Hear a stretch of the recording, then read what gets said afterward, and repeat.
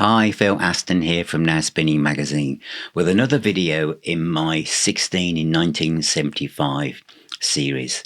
And this time it's Bad Company in the album Straight Shooter, which came out in March-ish 1975.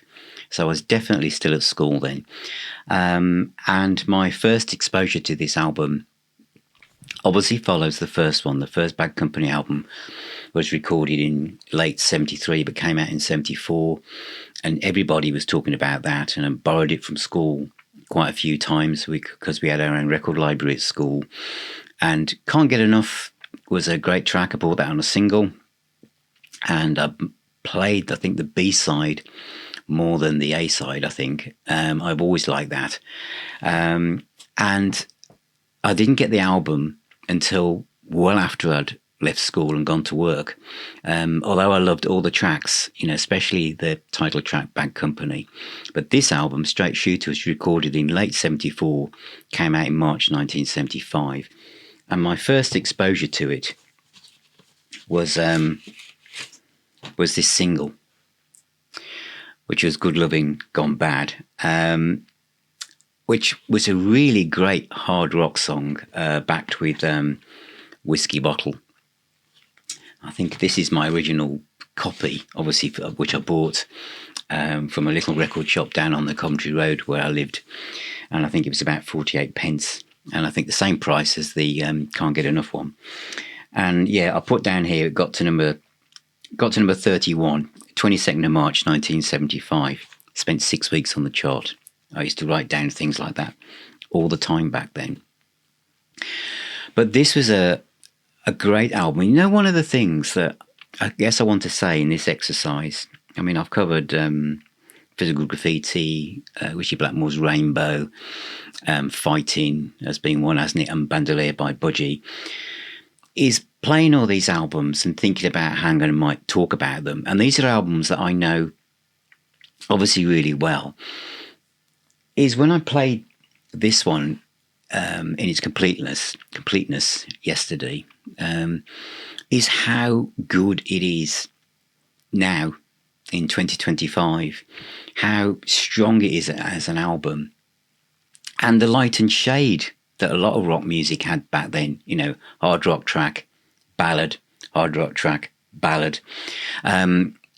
Whereas obviously back then, of course, the reason why I loved the first Montrose album was it was just rock, because that's what I wanted. But I think as I went through life, I started to want more light and shade in the music that I bought.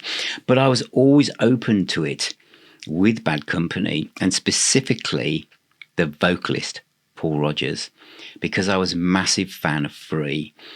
And what drew me to Free was not so much their kind of hard rock prowess, was the ballads, the melancholy ballads that really kind of tapped into the difficult years of being a young teenager and about to embark on thinking, what am I going to do for the rest of my life? And, kind of moving from being a school kid to someone at work.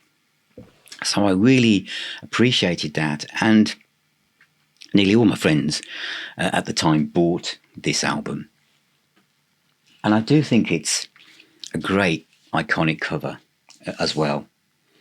I think it's fantastic. And the inner sleeve had a picture of them looking like cowboys on one side and kind of sophisticated dudes on the other side. And I saw that as being part of the balance of the hard rock tracks and the more introspective, reflective tracks. But that opener, Lovin Gone Bad, Rodgers sings with probably his most, I'm going to use this word, almost metallic hard rock, heavy rock voice. I think really, he's not straining, but there's so much emotion in it. And great guitar sound. It's a fantastic sounding track. It's probably one of the heaviest tracks they did, although there's another one on this album that kind of peaks that, really. Fantastic stuff. And the next track is Feel Like Making Love, which is an absolute classic.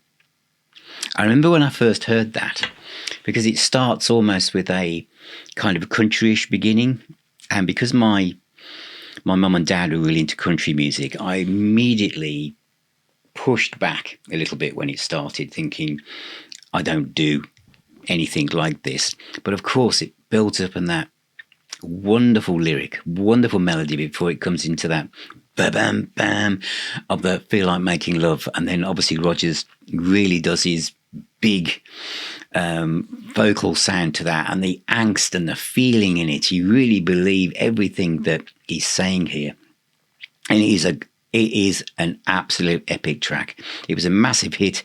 It pushed the album back into the charts again, and everywhere he went, it seemed to be the Bad Company were everywhere. I know it was, I've said before, it was the year of Led Zeppelin, but this album, same label, Swan Song, just felt as if it was also part of this, really. And I personally loved the guitar solo at the end of Feel Like Making Love, and the reason I say that is I remember. I think it was in the Costermonger in Birmingham, someone saying to me, he's a guitarist who's sadly no longer with us. And he said, oh, it's one of the most unmusical guitar solos I've ever heard.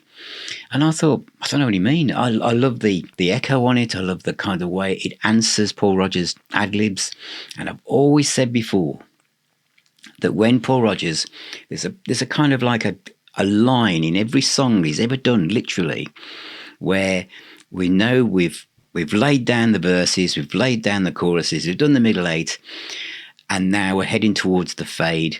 And so he lets go of the rail. He must, I doubt if he ever had the lyrics in front of him, the way he sings. But if he did, I imagine he puts them down at the certain point in nearly every song he's ever done with Free or Bad Company. And he just goes from the heart, and he just ad-libs to whatever he's feeling, depending on his mood at that point in time. And that's why the version I'm going to recommend anyone gets is the 2 CD version, because on the other side, you've got 14 alternative takes and extra tracks. And with Paul Rodgers, it doesn't matter if it says early take number 2 or 3, because every single vocal take will be different based on how he was feeling in that moment. And I've always felt that with Paul Rodgers, as he moves towards the end of a song, that's where he becomes the most unique vocalist in the way that he expresses human emotion and feelings. Obviously, Free had that. Bad Company were more of a stadium band, but he was bringing it in and taking it with more hard rock guitars and solos, and Feel Like Making Love as it goes towards the end. I remember there's no YouTube, there's no video, you can't go and watch anything. So I think on the Whistle Test, there was one Christmas, it could have been, correct me if I'm wrong, when they had Bad Company, a film of Bad Company doing Feel Like Making Love. And I also saw this video at Virgin Records in Birmingham some years later, and they had it playing on some of the screens inside the shop when record shops were really, really cool. And they played this track again, and I think it was also Good Lovin Gone Bad. But after those 2 tracks, we get Weep No More, which is almost a ballad, but a really kind of 4/4, happy-go-lucky, I'm going to be cool, everything's going to be okay kind of a track. I love it. I love the strings on it. I just love that song. And then we move from there to Shooting Star, which leans towards lyrically about maybe what happened to Kossoff, or was about to happen to Kossoff, of course. And I know that when they played this live over the years, they've shown footage of Paul Kossoff, etc. in the background. But it's such a heart-rendering song about someone wanting to be a rock and roll star and unfortunately burning the candle at both ends and dying before their time. And it has such a fantastic vocal, again, from Paul Rodgers, and the way he does this, the way he sings it. And Mick Ralph's guitar playing, as I said, someone called one of his solos unmusical, but to me, I think Mick Ralph's is a very, very underrated guitar player. I think he was a perfect foil for Rodgers again, and he did kind of lean towards become almost more kind of Kossoff traits in his playing, especially by the time he gets Run with the Pack. But here as well, it's perfect. And of course, Simon Kirke's steady, rock solid drumming, Boz Burrell's funk jazzy bass bubbling around amount. It's fantastic. I think one of the highlights to the album was Deal with the Preacher. And 1975, being a 16-year-old kid, it's all about you starting to realise that as you move away from your hobbies to do with aeroplanes and music and what you're doing in life, everyone's looking around and see who's going to get a girlfriend first. And so any song that kind of made out as if like you don't really need one could be trouble ahead. Kind of you kind of lent into, and Deal with the Preacher, which is all about actually not getting too close to someone because you might end up getting married, was a kind of great lyric. I just remember people going, yeah, you know, even though none of us had a girlfriend, was feeling that Deal with the Preacher was cool enough to think, well, we don't need one. Everything's fine. Everything's fine as it is. But Deal with the Preacher was it's such a great track, great riff. This again is probably after the first album, which had its, you know, moving on, had its moments, and Rocksteady was more laid back. But Deal with the Preacher, Good Lovin' Bad were really heavy rock tracks. And the way it moved to the end with the kind of, you know, doubling up on the drums, on the snare, and we moved to the guitar solos wailing in the background, and Paul Rodgers is really kind of reaching into his soul to say why he doesn't want to make a deal with the preacher. You're just there, aren't you? It's just absolutely killer track. How long was that, by the way? It's about 5 minutes long. And then we move into Wildfire Woman, and I remember BMR, was it BMRB? I can't remember the name of the DJ. He used to come up. This was when I was at work. So, and I've mentioned this in the other videos in this series. I used to come home really late, covered in factory dust and all that kind of stuff. And so I was put in the kitchen. We had a little kitchen at home to have my tea, because by the time I got home, everyone else had their tea. And I'd have the tea on, I'd put the radio on, and they would be playing tracks from this album, because it was back in the charts at this time, because this is heading towards, this is towards September time, 75. And Wildfire Woman got played a lot on this particular, Robin Valk, I think it was, on this Birmingham radio station.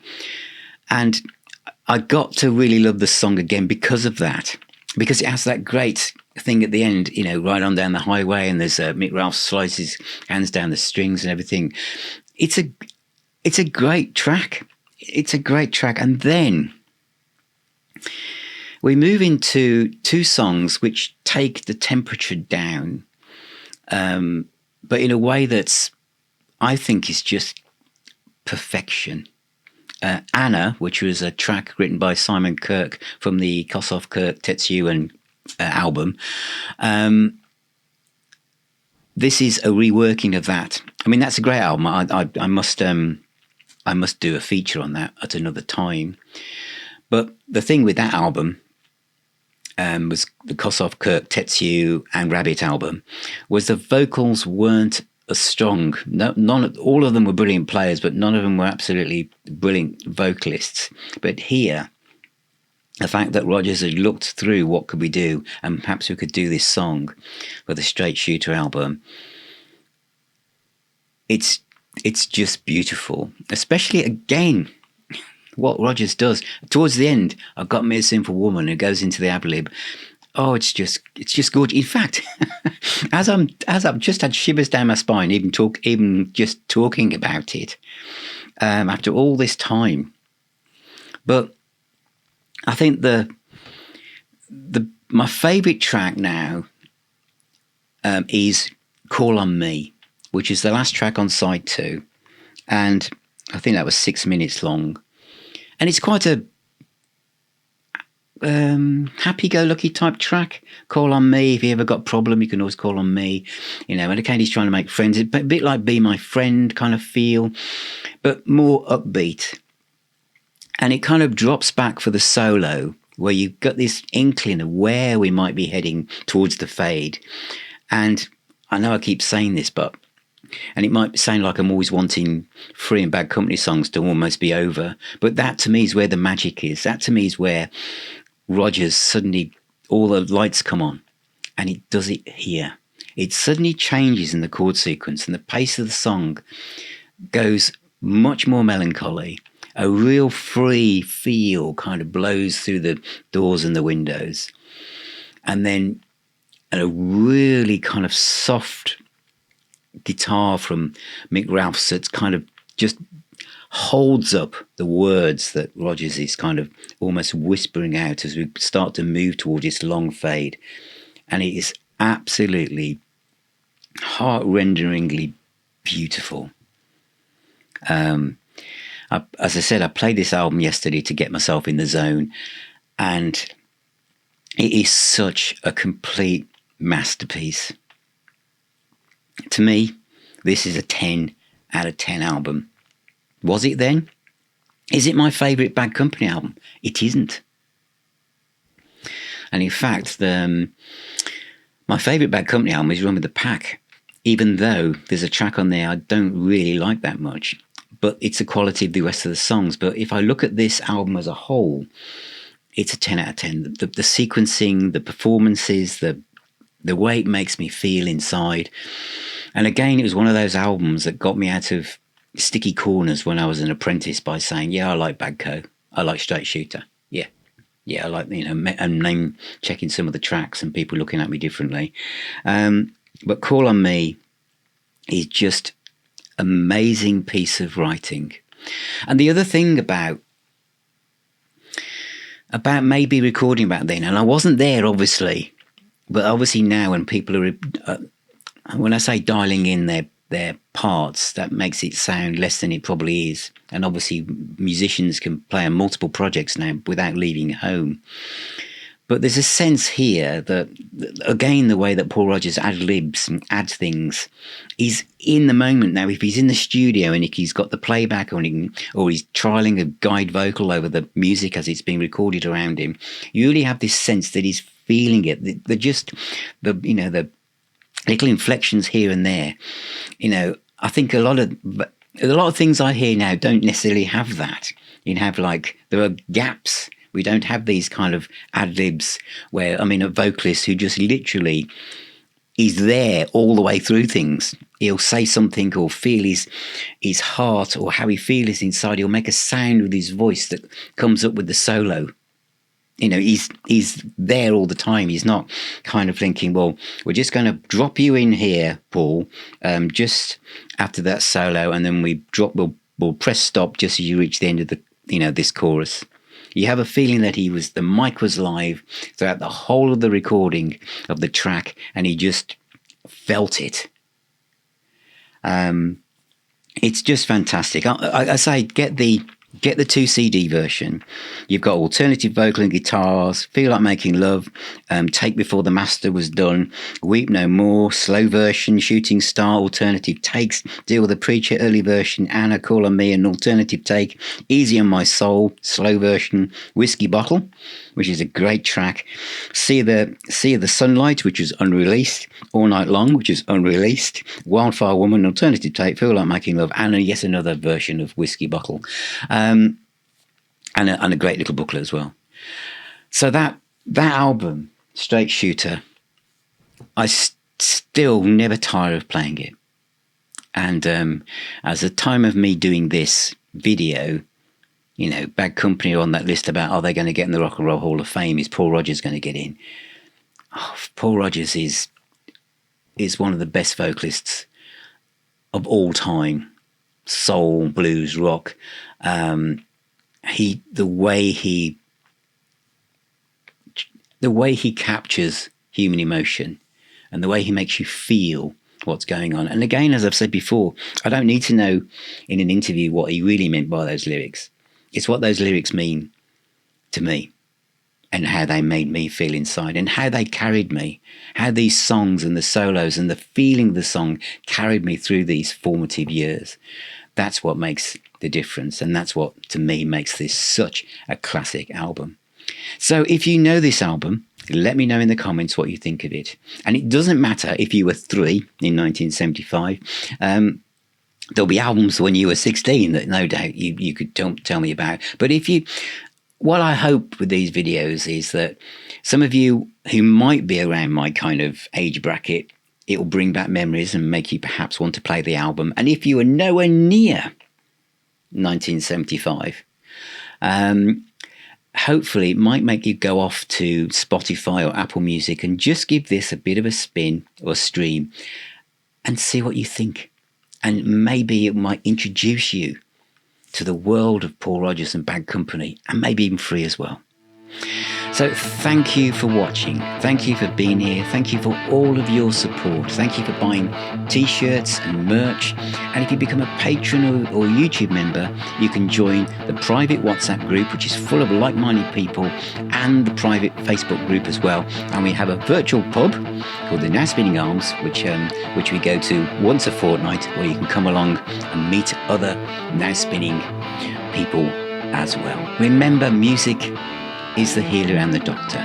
So please take care, all of you, and I'll talk to you all very, very soon.